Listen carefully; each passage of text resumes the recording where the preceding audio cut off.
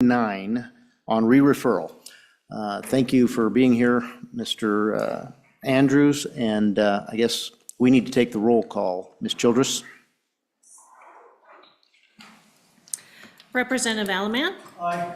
Representative Angelos? Aye. Representative Harrelson? Here. Representative Pendergraft? Here. Representative Sherwood? Here. Representative Smith? Here. Chairman Bear? I am here, and we You have have a a few quorum. ayes here as well. All right. We're going to go really quickly here. So Representative Andrew, or Chairman Andrew, if you would please explain to us briefly what the bill accomplishes and then what the financials are on this bill. All right, thank you, Mr. Chairman. House Bill 199 expands our ESA program by opening it up to families of all income levels. It removes the income cap. It increases the scholarship amount to $7,000. And additionally, in terms of the appropriations that this changes, it moves some of the under the cap federal mineral royalty revenue that is currently going to the SPF into the program account for the ESAs. And it also has a mechanism to where if those ESAs are fully fulfilled and we're still building that account, the extra revenue flows back into the school foundation program account. And the idea behind that is that each one of these ESAs, most of them would represent a savings to the school foundation program. So this flow through shouldn't affect it too much in the long run. There's also a $50 million appropriation to jumpstart the program.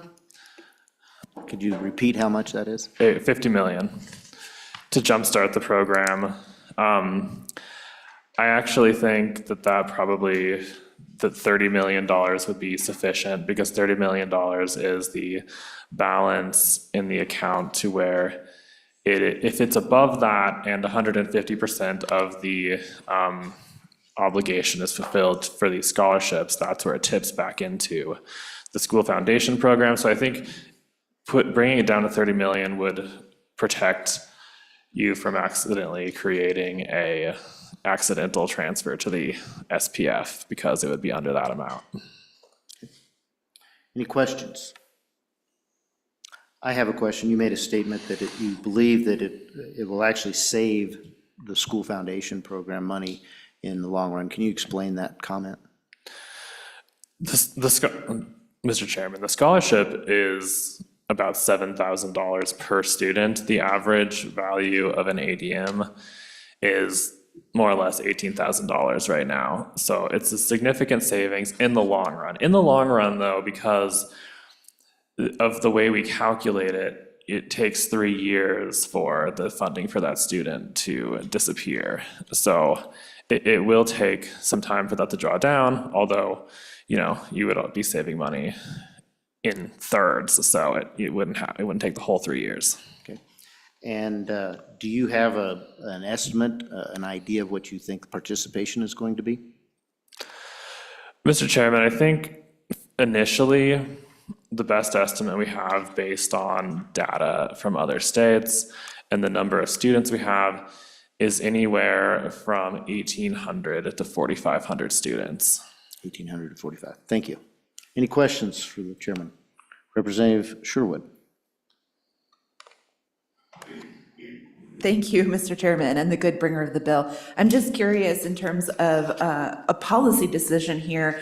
Right now, the inflation amount, the cost of inflation, right, for the ECA would be considered by the state superintendent. But that's a little bit different than the process we follow right now for like a traditional ECA where it goes through the Joint Education Committee, comes in front of us as appropriators. So could you just explain, again, it's a policy decision in terms of cost inflation, those decisions being made by the state superintendent instead of this body? Thank you. Mr. Chairman. Go ahead.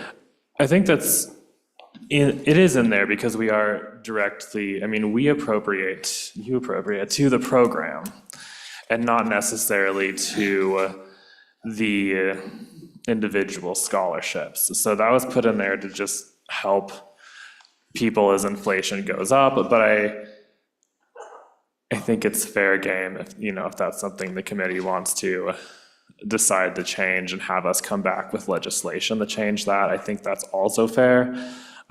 This was just put in there as an automatic mechanism to make it easier, and we can decide how much we want to actually fund the program still, regardless of what that amount ends up being.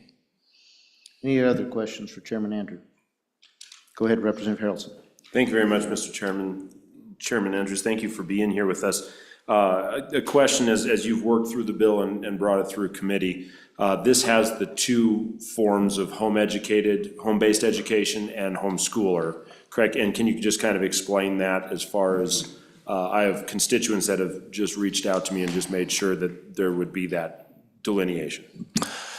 Mr. Chairman, Representative Harrelson, so that is not in this bill because it is an existing law. That existed in the law that we already passed. We went through a lot on the floor to get that in there, and that remains unchanged in this bill. What that mechanism looks like is that someone we actually dealt with this with House Bill 46, but the homeschool statute is a statute that fulfills the compulsory attendance requirement.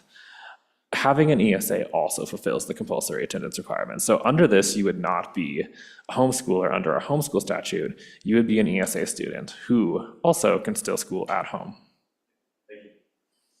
Any further questions? Go ahead, Representative Sherwood.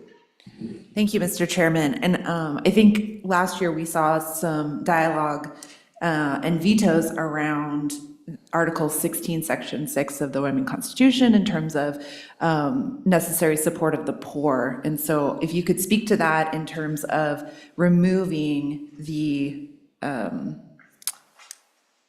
federal poverty level requirements. Go ahead. Mr. Chairman, thank you, Representative Sherwood. In this program, I mean, we are not appropriating, we're not giving a donation, we're not loaning, and we're not giving credit to anybody.